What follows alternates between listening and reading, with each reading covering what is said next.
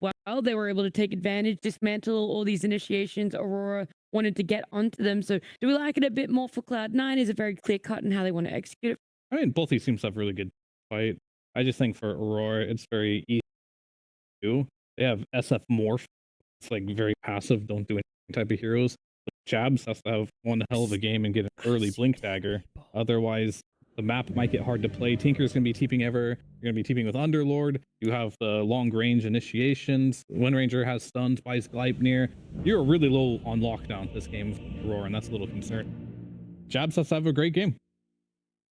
Any final thoughts for you, Phil? Yeah, I think that pretty much sums it up. They are very greedy on their mid and carry, so the offlaner needs to do so much this game. And if he gets that to the point where he has the items to hold down the game, to slow the game, yeah, I could see them winning this game. Okay. Well, game number 2 is ready. Our draft's all done and dusted, which means we have one final thing before we jump on into it, and that's to head down to Nomad and Sunbee. Thank you very much, Nat. Yes, I'm here with Sunbee, and we're going to be chatting about this game. But first, I want to get your thoughts on what you think went wrong in game number 1. I think we just didn't fight very well. We overplayed our shaker position, invading their jungle. I think the game was okay. I think we just messed up too much. We lost mid tower. And then we fought badly to BKB. All right, well, game number 2, hopefully you guys can recover that. What do you think about your Morphling? Because it was answered by the Underlord. Are you worried about that lane at all? No, the lane's gonna be fine. I think like they're just gonna push out and go stack. But really, it's just figuring out how we can beat their auras. Or as it always comes back to that, doesn't it, Sunbee? Well, let's go do it for the interview. We could jump into the game with Cap and SVG. Thank you, Nomad. That's right, Aurora. One game down in this series, looking at potentially heading down to the lower bracket when your backs are against the wall. So many times, this squad goes back to the 23 Savage Morphling. In fact, they did this last TI when they had elimination on the line against a very tough BB team. In game 3, what did they go to, Avery? Morphling? That's right, the 23 Savage Morphling. Oh. When they need a win, that's what they go to. Unfortunately, in that situation, that was they also... didn't win that game, did they? They didn't win that game. No. I vaguely remember. That's like, I don't know if that's a good game to bring up here, but I mean, he is the self-proclaimed best Morphling in the world. Yeah, it's his most prolific hero. They have a very good win rate on it. But on the other side, we have one of my personal favorites. No one was always a beast on Storm Spirit. Back when it was him and Sumail as the 1 and 2 best mids in the world, one link they shared was that they were both monsters on the Storm Spirit. So I'm looking forward to see how no one performs in this game. It's level 30 on it as well. One of his signature heroes, absolutely. This man likes to be able to jump everywhere, style with some disjoints. He's going to be trying to look for this Omni Knight probably in the fight, unless you're just at an overwhelming point where you can break through the front line. And if you can take that save out of the engagement, then this lineup really kind of breaks apart for Aurora because, like somebody mentioned, I think they are out-auraed in this game. Like, Centaur is not going to be able to match Underlord in terms of boosting up his other cores, which could come back to haunt them a bit in the 5-on-5s if the Morphling and SF aren't independent enough in the team fight. That's where Omni Knight can boost those cores up and really help them take the engagement. But if the Omni Knight's getting jumped, if he's getting hookshot, rocket flared, if the Storm Spirit's on top of him, if the Wind Ranger gets to the back line with a whirlwind, you fear for how much sustain and, you know, frontline capabilities the Aurora lineup necessarily has. So Stampede can help with that. And of course, you can always just get the jump first with the Bat Rider. That's the flip side. Like, if you can use this Bat to find the Tinker, take some of the sustain out of Cloud9's lineup, then they maybe suffer the same issue. We made kind of an adjustment meta-wise from like big-time auras, like everybody had to do auras, and that decreased a little bit. But what really came up in the last few weeks leading into TI was these healing supports. Not the hype denies, please. The healing supports. That's been like another big one. He didn't get that one. I hate you so much. I mean, this is the lane right here. This is the Morphling Underlord lane. It comes down to range denies. That's true. That's true. All right, you want to keep talking about continue. No, are you sure? Continue with your point. Healing supports. Why is that the meta now? It's been a while since that was a thing, but now we've got Treant Protector, Omni Knight everywhere. Tinker was big meta for a while. That was just plain broken. Now it's been nerfed back to a little bit more reasonable point. Why is this a thing now? Why hasn't it always been a thing? I think the healers got buffed. Okay. The heroes are just better. I think people are still in this mindset of if you can make your heroes invincible or extremely tanky, whatever that method is, it makes the game a lot easier to play, makes the team fights a lot easier to play, right? You just put this guy on the front line, he can't die. I mean, it's pretty simple, puts a lot of pressure on the enemy, and it helps you go high ground ultimately. Like, sustain is a mechanic that lets you push, helps you do Roshan, helps you go high ground. Those were issues for some of the lineups and some of the past metas, so these heroes just feel good to play with as long as their laning is okay, but that's a big component, right? If you look at heroes like Omni Knight, one of the things that's plagued him in competitive Dota is you actually lane with this hero and get a carry out of it in a decent position. That's the part that's been buffed a lot. So you're starting to see these heroes come back, Treant, similar position. And if you get away with them in the early game, they're just really strong in the mid game. They fit the Aura group up meta pretty well. Yeah. We're going to see, obviously, with an Omni Knight on one side, Tinker on the other, a bit of that action. Meanwhile, the mid lane matchup seems to be going all right for both sides. A little bit more denies on the Storm Spirits, but Lorinov is doing fine in CS, 22-1. He is topping out the board right now, which is just where you want to see your SF. Was this too greedy, Avery, for them to go for the SF? First of all, they're matched up against Clockwork, but also just you already had a Morphling. Did you need a Shadow Fiend on top of that? It's a little awkward for sure. Like, only one of these heroes is going to get the benefit of the Omni Knight in a fight, right? And you kind of want to be on both. Only one of them can carry an Aegis if you get later Roshans. Only one of them can go and hit the high ground. I feel like they're both heroes you would want the entire lineup to be focused around, and it's going to split a little the resources and attention from this Aurora squad.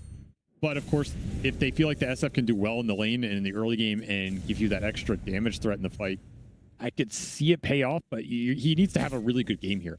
Like, this is not a game where the SF has 3 or 4 deaths, you're going to be happy. I don't know if that game exists for this hero, but it's definitely not this one. Because you were going to run into some auras in that mid game, and it's going to negate a lot of the Shadow Fiend's damage. Now, are you assuming we're going to be seeing, like, this is a more TP rotations coming in. He already forced the Clockwork to try and rotate. Now it's the Tinker who TPs and then cancels the TP as Lorinov gets outside the range. So he is keeping the pressure on no one because he wants to get this kill or force the Storm Spirit out of lane before he gets 6. And it looks like he's managed to do that. No one's actually going to head back to the fountain. And so that'll give Lorinov a bit of an experience lead. Raindrops for both heroes, but it was Aurora who were looking to deny water runes from the Storm and get one of those for this SF. He would have completely taken the lane over if that happened, but nice little remnant play from no one, and the contested top rune means both heroes did not get a refill. And it shut down a little the aggression the SF was able to get, still forced them to base. Though Cloud9 looking mid with this clock. I mean, this is kind of a hard go. Not a really good angle here for Fishman unless he can push the lane into the SF, but that's a little difficult. Yeah. That's a bold attempt. I respect it. I'm not sure that I do, but that's fair. I mean, again, you gotta implement some psychological warfare, you know, just set him up for later. Big surprise! Get blood grenaded. Yeah, maybe later he won't throw that blood grenade. Lorinov won't know what he's doing. Well, he's certainly not going to be throwing the same blood grenade, as that is a consumable that is now gone. If you can get these stacks into the SF, that could be a difference in this mid matchup. Like, push him ahead of the Storm, get him to... I don't know exactly what you're looking for this game. It'll be interesting to see if Lorinov goes more for like a tanky or right-click frontline, just, you know, damage-dealing SF, or if he wants to go for something like a Blink Yules, Kaya, Yasha type deal, and maybe try and catch the Storm in the fights. Jabs trying to fight his way out of the cogs. He has triple bracer plus a chainmail here, so he's pretty tanky to the physical damage, but the magic damage that is being provided by the Storm Spirit with the extra shield rune allows him to freely dive the tower. 7-minute wisdom. And I think he was thinking about going for the wisdom rune, but ultimately he wouldn't have been able to do so as Lorinov has counter-rotated. On the other side of the map, he did have an attempt by Ollie to steal the wisdom rune. Katomi did manage to outclick him, though. He's got a blind waveform. Interesting Morphling rotation, too. Wisdom runes get split, Omni goes down, but 22 Savage TPing top to try and bail that skirmish out off the Storm rotation, not the mid SF. It's this carry Morphling who makes the move. So now he has to gate back towards bottom. It's not terrible for him, but it is an interesting play. Like, he wants to get active in this game, make his presence felt. Maybe relieve some of the pressure on the SF to have to move or stabilize this early game. Just let him play greedy, take the stacks. Lorinov did get a big boost out of that jungle. He's level 8 now. This isn't going to be a magic damage SF. Oh, he's going Dragonlance, so I assume when you had a Morphling, it meant that you were going to be playing more of that Blink Kaya Yasha build that has become more popular. I mean, Yules is really good in this game. First, the Tinker dispels. You can Yules the Storm when he jumps in the fight, and then just stun him when he comes down. But it's not going to feel great later on the SF using that item slot for a utility item like that. And I do think we saw the magic damage SF like really fall off. Yeah. It was very popular, but it did not seem to be able to close out games so many times. I will say this right-click SF in pubs is going ham. I think it's actually destroying a lot of pub games, and if you can play behind it, give him some sustain auras like Solar Crest Vlad's at some point, plus one other buff, he does go ham in the mid-game. This is a hero that can just end games, even in that 20 to 30 minute mark, if you really snowball. I don't think this is that type of game, but the hero has that potential, so I do think this is the better route for the hero at the moment, but it is a little greedier. You're going to need some more time to get both these cores online, though. I mean, looking at this early game, I think Aurora are okay with this kind of position, just stabilizing their early game and getting their heroes up and running. 23 Savage is burning through his mana pool. It's the second time that he's gone through the gate and doesn't really find anything to do with it, so he comes back to the lane again. And DM's not even bothering. He's got the global rotation power, so if something does actually happen, he can gate to it. Meanwhile, he's cutting waves and being as efficient as possible, pulling them into neutral camps to double farm. There's been a lot of stack clearing in this early game.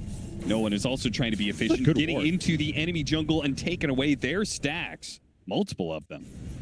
Good ward from both teams, actually, but we are pretty limited on early initiation power in this game. Yeah. Particularly Aurora. They can't really start ganks or little skirmishes. Your best tool is Stampede into, I don't know, Purifying Hammer. Like, I don't know really what. Well, you could have said Stampede into Stomp, but, yeah, but I mean, we're not going to see that. So. Okay. We are going to see some Ancient clearing. Smoke. Yeah, using the smoke to make it so that the Ancients don't go anywhere when you put damage on them. It just makes it going mid. A little bit faster. Trying to go on Ollie here, but he's already held himself up. Power Rune is bottom lane. Arcane Rune for a Storm Spirit. The highest net worth hero in the game just got a big Power Rune to play with. He's just going straight Orchid. Gonna be very obnoxious item for both the Omni and the Morphling. Instantly pops it, try go for Ollie. Ollie, Stampede goes off, and that final bit of damage is not enough. He survives, burns out mana from the Storm.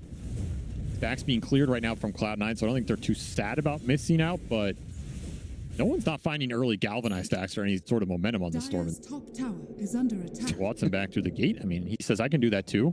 I like how this has become such a norm that carries go through the gate to try and put pressure on the enemy, that it's not working. Both sides are aware that it's going to happen. Both sides have warded up their side of the gate, knowing that the enemy carry is going to be playing a bit of peekaboo. I do like this Vlad's, by the way. I think the Vlad's on the Morphling here, it's a standard Morphling buildup, but it's really nice in this game because you have the SF to benefit as well. Sure. It's just extra raw value here. I do think if you're Cloud9, you kind of want to get this 12-minute Power Rune on the Storm and ideally get to this Orchid and make a play. I don't know if that takes too long, though. It feels a little slow. They're going to refill him here. I mean, this might just be a slower game. It's not a lot of early initiation. Both teams kind of want to get stacks and abuse the efficiency, but I think that does play towards Aurora. I steal from the slow. Yeah, I would agree with that for now, but I do think Cloud9's heroes, like, they also take advantage of it, right? Like, Tinker is super good as a support to be able to take advantage of these slower games because he's able to, move to different parts of the map, farm up, stack up these neutrals like he's been doing. So Kataomi is going to get pretty big at this rate. You could already see he's 1,200 ahead of the opposing Bat Rider, another support that's usually good at farming. And they do not have much for the Tinker outside of if the Bat finds him. It's kind of your best tool here. I mean, Omni Knight can help you just kind of push through it, do similar things. But then it's a matter of, can you force objectives? Like, can you be the ones forcing the Roshan and make Cloud9 fight into you instead of the other way around? So, I don't know, man. I mean, you have 100 CS Morphling basically out of the lane phase. I mean, you have to be relatively happy with that. Yeah. Dire's top tower is under attack. Jabs, triple bracer, and a blade mail. Meaning that he is just tough to get out of the lane. He's going to be able to farm a lot, and he's going to work towards his blink dagger They're next getting time. ganked up here. Ollie trying to burst him down, not let him get off the repel, but he does manage to get off his full swing of abilities, and that ruins the initiation from Cloud9. The team fight goes against them initially, but with DM in the back end, does mean Aurora. Oh, they got him on the lasso. Can they kill him, though? Not with the barrier. Put out by the Tinker, and it's going to be Jabs who dies instead. Q, as well as 23 Savage, are still trying for it, but he had enough mana that no one is able to zip down the cliff. A fear goes out. Lornoff trying to blow up Watson. Not enough damage. The neutrals almost finished him off. He went down to like 2 HP. That was crazy close. I honestly don't know if he would have mind dying to neutrals there, get the trip to base, but 23 had bailed on that fight after the storm refilled his mana. Just not enough lockdown for no one. Not enough burst damage yet to commit on the lasso. Frustrating fight for Aurora. They brought everybody to that engagement, but Cloud9 using Gate to its max potential. Really nice pit disjoints the fight and able to get their cores out of there with some key kills. Continuing to power up this Tinker. I mean, you were talking about it, but now he is really pulling ahead. And Fishman, I mean, he's always on your wisdom runes. He is always there. You got to prepare for it. And if he pops out and tries to hit him with the cogs, he should be able to get the wisdom rune. Hits him with a hook shot instead. The wisdom rune is all his. Big win. He's not even going to die for it, man. Nope. TP rotation coming in from the 23 Savage Morphling, I mean, who gets pre-repelled. It's another wasted TP unless you just want to push the tower. Yeah. And Aurora not finding a lot their strength right now. And Cloud9 powering up all 4 cores. That Tinker is going to be a menace. You just got so much. You've just been farming Ancients the whole time. Like, this is disgusting. This is the Tinker of pub nightmares right here. He's higher net worth almost than your offlaner. And it only gets worse because he takes all this side lane random farm that no one else is going to take anyway. So it's just free extra gold. Dire are scanning. You can't catch him. I mean, who's going to catch this Tinker this game? It leaves Cloud9 with an opportunity to make moves like this. I cannot believe he got off that Strength Morph in time. Invis Storm Spirit comes up, but because they had a Ward Sentry combination, he got just that little bit of a glimpse of what was coming. That's a big dodge. That was a powerful Orchid reveal. You wanted a big core target off that. Didn't get it if you're no one. Now you're going to have to re-engage off a smoke. Top tower is under attack. You would like to find the Morphling or the Omni Knight. If they're together, you have to take the Omni Knight, but it is a nice opening into the fight. Are fortified. Radiant's top tower is under attack. Ooh, that was a little close. Dire's bottom tower is under Hook shot. The SF got to be the target here. The Stampede cannot get him out in time. Ollie. Split focus, right? He's sitting on the Morphling, which leaves the SF available for the go. That's why no one TP'd away from that situation in the first place. They saw 23 Savages farming up Ancients. They saw that the Omni Knight was with him, so that leaves the SF the perfect target to go for. Very heads-up play. Yeah, this is kind of the part of the game where Ollie's... It's just going to feel rough for him around the map because you can't babysit everybody here. And you don't even feel good babysitting someone because you're just getting nothing off the map. Tough spot for him. Ideally, you'd want to just group up right now if you're Aurora. So you don't bleed some pickoffs to this gate and start to use your lineup for what it's good at, which is just objective taking 5-man ball. But the lanes are just getting shoved into you. You keep having to respond to this Tinker pressure. You keep having to respond to this Storm who's poking you with power runes. Rocket Flares are scouting you a bit. You don't have this SF BKB. That is mech done for the Tinker. He has officially overtaken this offlane Centaur. So as much as Aurora love a slower game, and they've got 2 carries that are enjoying it, the whole of Cloud9 are still being more efficient around the map, and they are getting a net worth lead mostly off of their 4 position Kataomi Tinker, who is currently sitting, backing Cloud9's push on this offlane tier 1 tower between March of the Machines and barriers all over the place, and a mech. This is not a fight that Aurora could possibly take, and they seem to know that. They are not even close to that area of the map. They are just trying to farm up wherever they can elsewhere. By the way, that Tinker is the highest level on their... Damn. Just want to throw that out there. Like, level 12 and a half. I mean, that is the power of, I guess, an empty bottom lane in Ancients. So I was saying, it's like the slow game early on. It may favor Aurora if the game continued to be slow for like another 20 minutes, but early on, I feel like it's really not that bad for Cloud9. Oh, no, this is... prime Tinker Dire's bottom gameplay. tower is under You might not attack. like it, but this is what peak 4 position gameplay looks like. That's right. I farm Ancients for 15 minutes, and I buy 3 sustain items. What are you going to do about it?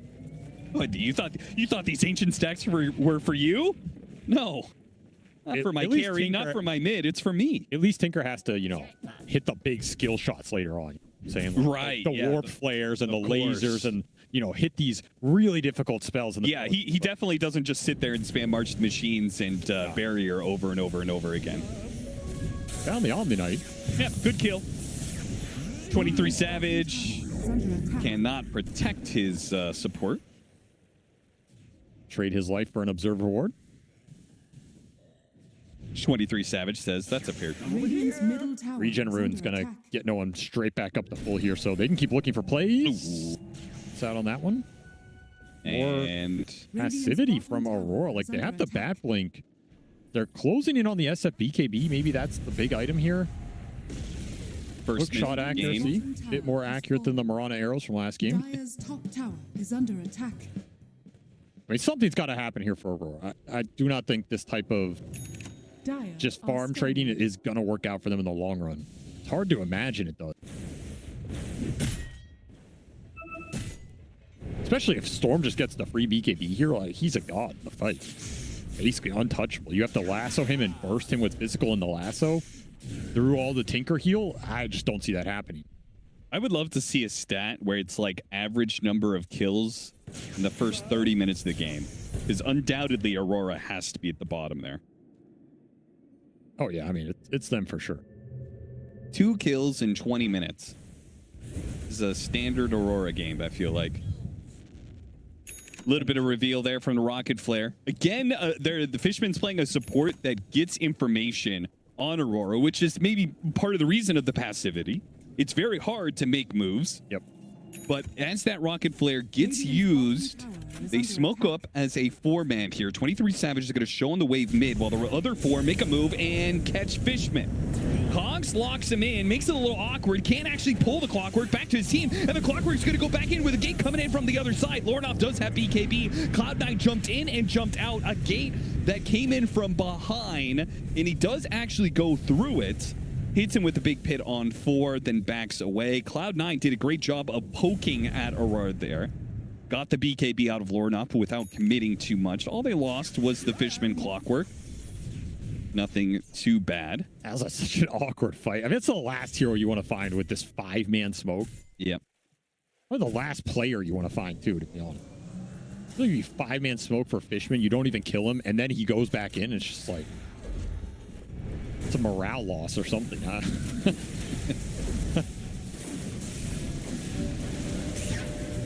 I also like he went back in there, you know? Oh, yeah, it was a bold move. That's the Fishman way, you know? Oh, you think you didn't get me? No. You will get me in the end. you will kill me. If your gang's not successful, I will make it successful. You're going to feel bad about it. Yeah, that's the sad part.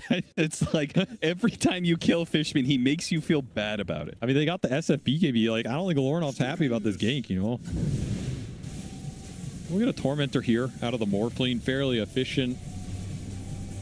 23 Savage still pretty farmed. Okay, heroes to steal in this game. This is a scary late game carry. You're gonna have a lot to fight through. Auras are stacking up. You get this pipe on the Underlord. The Grease is already done on the Tinker. It's a really nice shard that they got. The Omni Knight shard, the purification, like the double purification. They did nerf it recently because it was too strong. From 75% to 65%. Some decent value, though honestly, I feel like you want to see this bat keeping up with the Tinker. I know you probably can't do it 1-to-1, but that would probably make Aurora feel a little better if Q could get out on like deeper parts of the map and kind of match some of that farm. I mean, I think Aurora would feel better if the Centaur was able to keep up with That the as Tinker well, at this but- point, but I mean, what can you do? You've just had less map space to work with. Cloud9 have controlled the power runes. They're constantly pushing in mid. Tinker's constantly pushing in all these random lanes that are not where Cloud9 want to go in group. Right now, he's pushing out top as Cloud9 group bottom for Roche. So you're maintaining your map control, constantly pushing the waves in, and then he can join all these moves. That's the power of the hero. Yeah, it really does feel like deja vu from game one, where it's like Cloud9 very early took more map control and then used that, like, you know, they hold 65% of the map, and then they use that to be able to outfarm you for these longer droughts between action. They're once again going to be able to take very early Tormentor into very early Roshan. It's like the exact same timings. Yep. They'll give it to no one here. They're aggressive fight starter. Don't need it on the BKB Wind Ranger, who in theory shouldn't die in the fight. It would take a lot to bring him down at the start. You have your Blink Shadow Fiend. I mean, if you can land like a good hoof stomp, you don't have that Kaya super speed, but yeah, could still get some combo action. It does feel like this time around, Aurora should be able to fight earlier and more often than they did in the mid game of game one. Okay, well, but that's irrelevant. What? I mean, saying Aurora should be able to fight earlier. That doesn't matter. I think they're going to. They See, fight they're early? smoking up. They're going for it. I can't wait till this lands. Another 5-man smoke on Fishman. Fishman, where are you? There's a smoke for you to tank. Cloud9 feel like they know this is coming. And they're pretty grouped up, pre-barriered. Yeah, that is not a target you can jump status resist. I've never seen a more defensive smoke. Oh, this feels so bad right now, right? They smoke back to their triangle. The problem is every time you make one of these plays, it's with everybody, your lanes just become worse. The Tinker gets more off the map.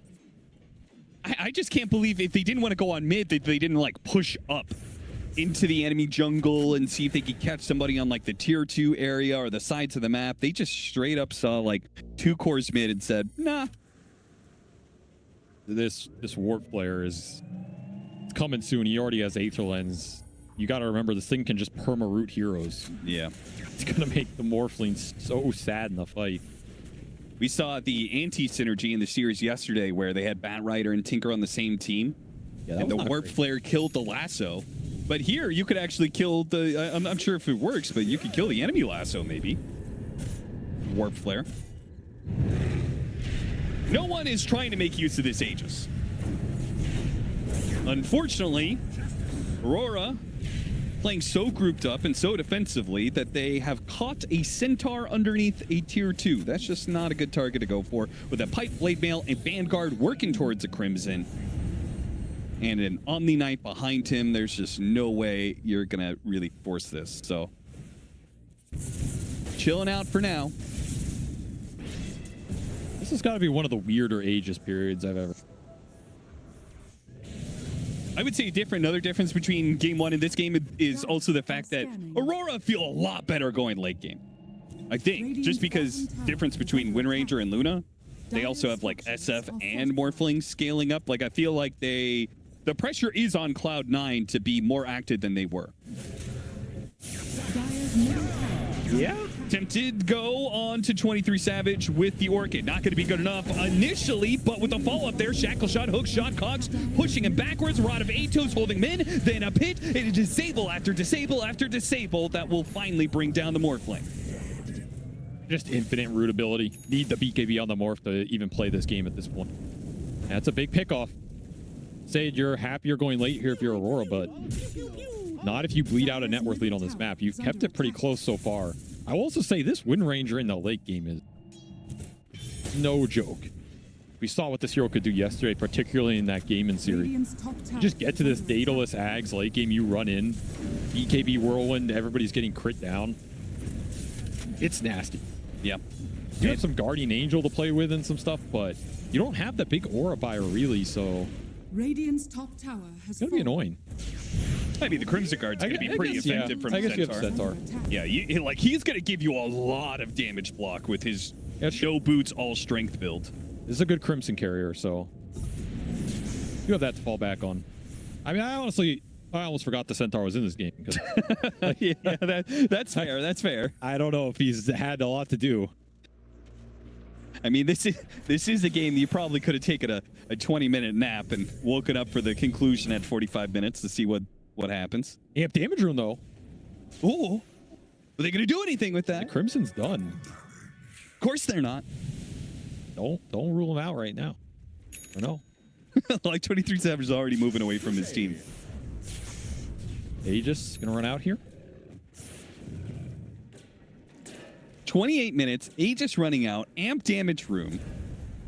If they have a smoke, I feel like this is definitely a time to use it. Yeah, but how do you...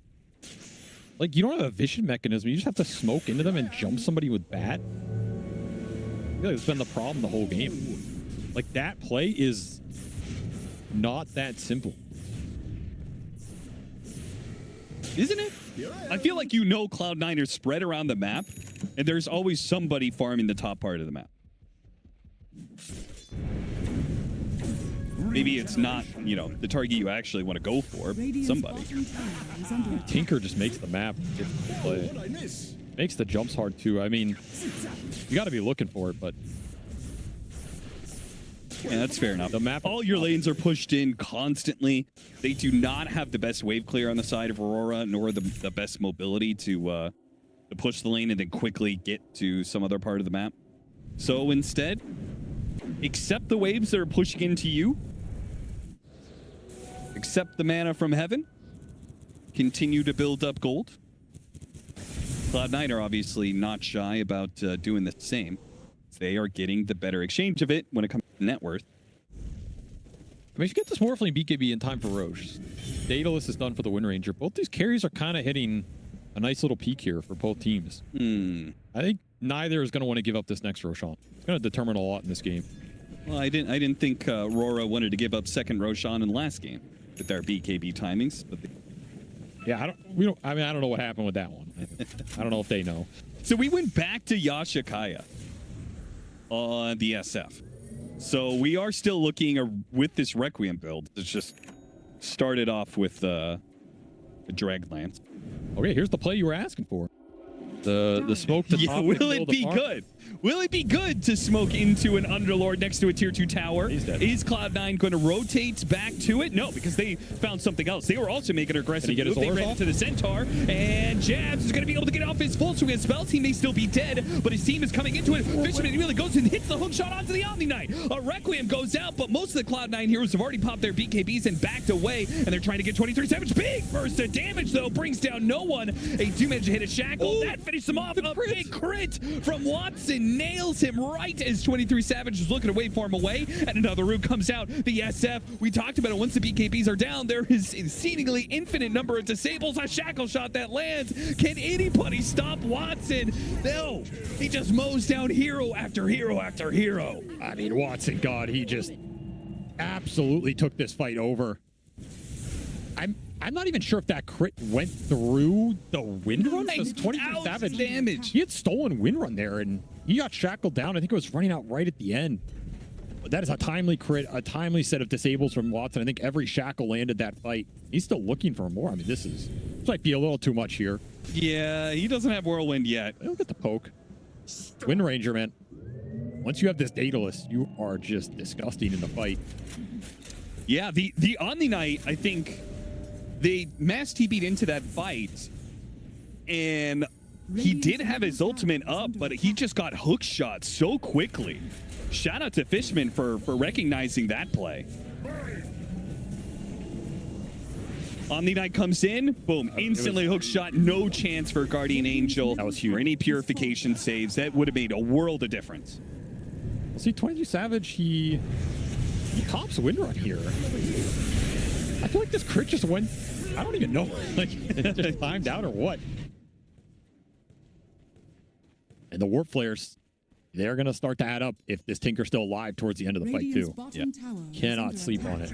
Lornoff not doing the best positioning there. Really set himself up for the shackle at the end. That didn't help him, but got off the rappel, Ollie. He has got to be really quick on the fingers, as you could see from what happened in that last team fight. There were multiple jumps by no one to try and get this Omni Knight. He is going to be hunted down constantly. And he's done, honestly, a pretty good job of reacting, especially to no one's aggression. Not an easy game with Omni Knight. He has very little time in the fights to make very important decisions on who his spells go out on and where his positioning is.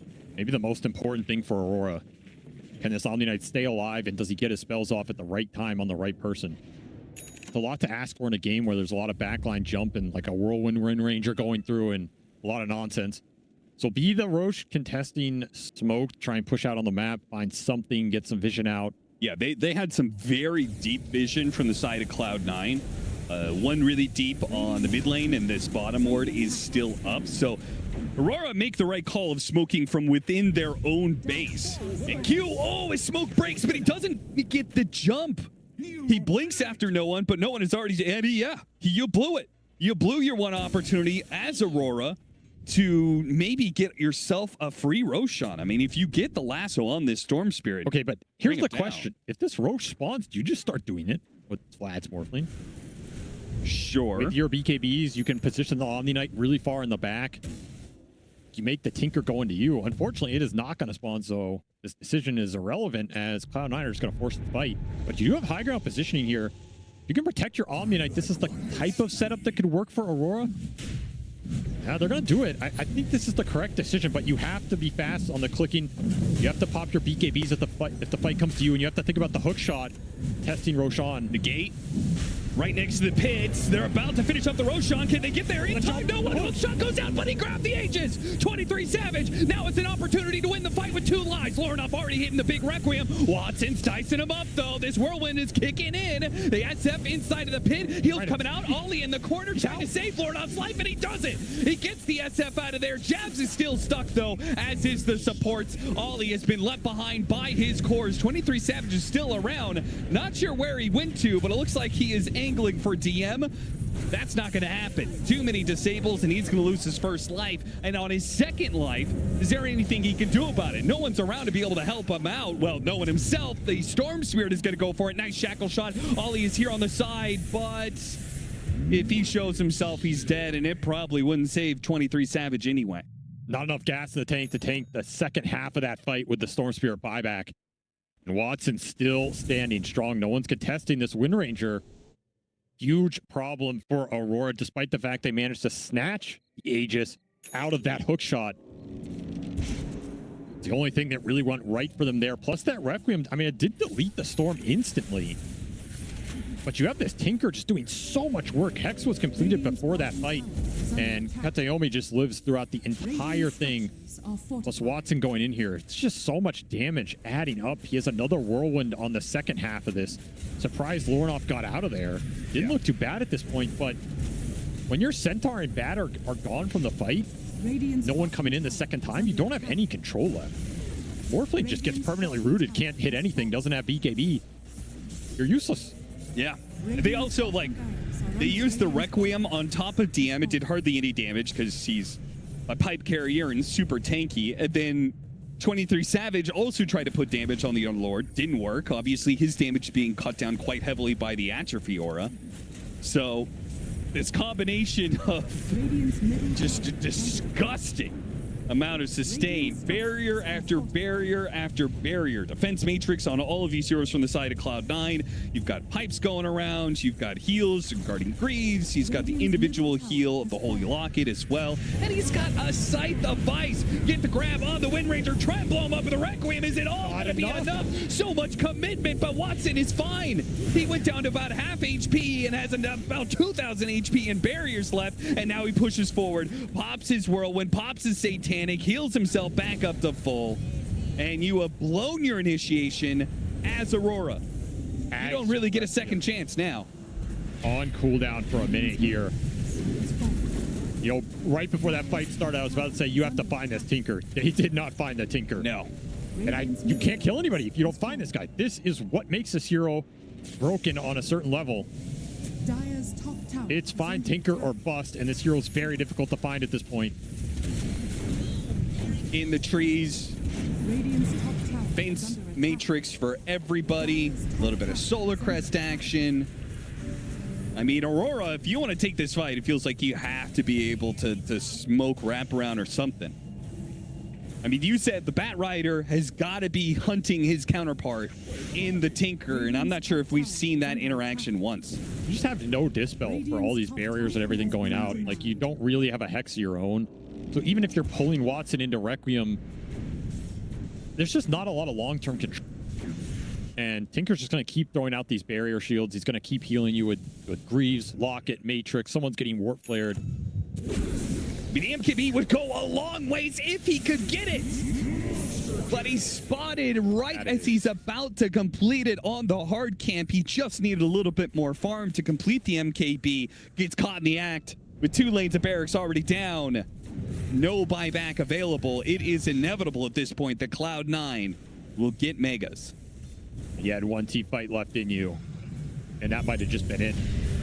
Q, he's going to go for it. Look at the damage. It's nothing. Not a damn thing they can do to Watson with so much effective HP put on this guy. No 23 Savage, no carry to actually get you there.